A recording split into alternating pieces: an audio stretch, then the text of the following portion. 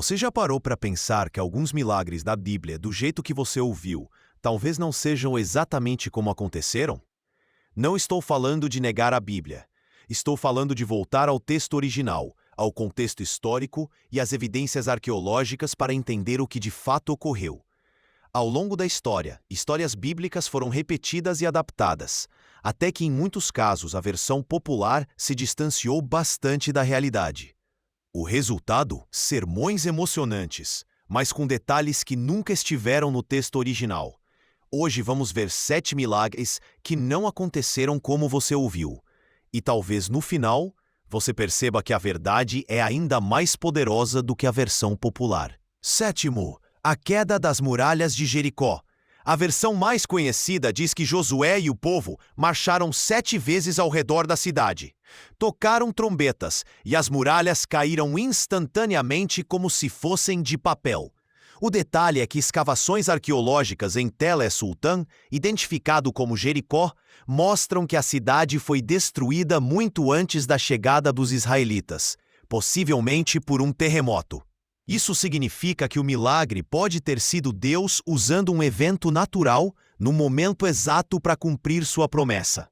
O poder não está na forma mágica de cair, mas na sincronia perfeita com o plano divino. O sexto, o olho da agulha. Quantas vezes você ouviu que Jesus estava falando de uma pequena portinha em Jerusalém chamada Olho da Agulha, pela qual um camelo só passava se ajoelhasse? O problema é que não há nenhuma evidência histórica dessa porta na época de Jesus.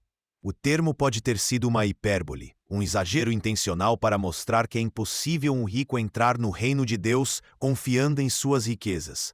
Ou seja, Jesus estava dizendo exatamente o que parece. É impossível sem uma intervenção divina. Quinto, Davi e Golias.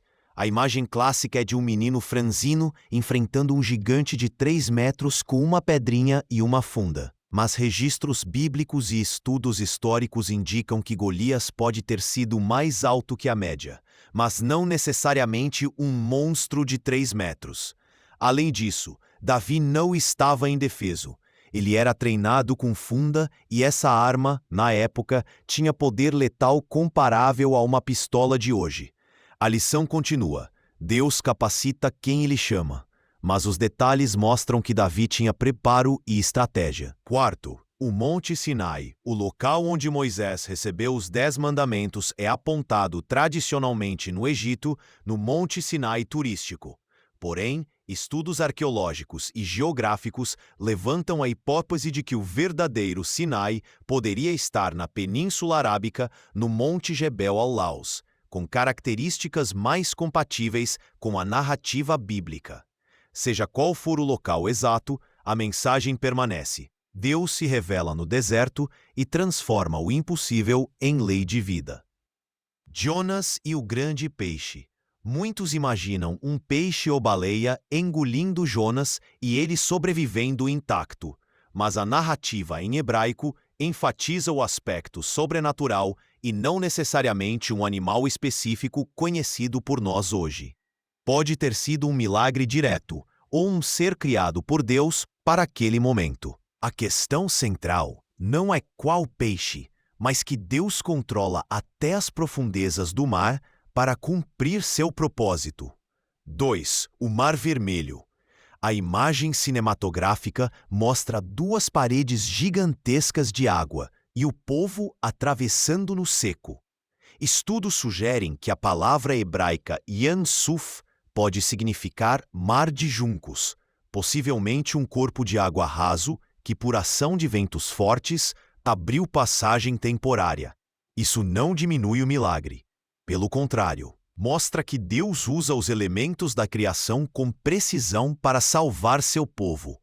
Primeiro, o sol parado em Josué 10. A leitura literal é que o sol e a lua pararam no céu, o que implicaria na suspensão da rotação da Terra. Alguns estudiosos defendem que o texto pode se referir a um prolongamento incomum da luz por fenômeno atmosférico, ou até uma linguagem poética para descrever uma vitória extraordinária. De qualquer forma, a lição é que Deus controla o tempo da batalha para cumprir seu propósito.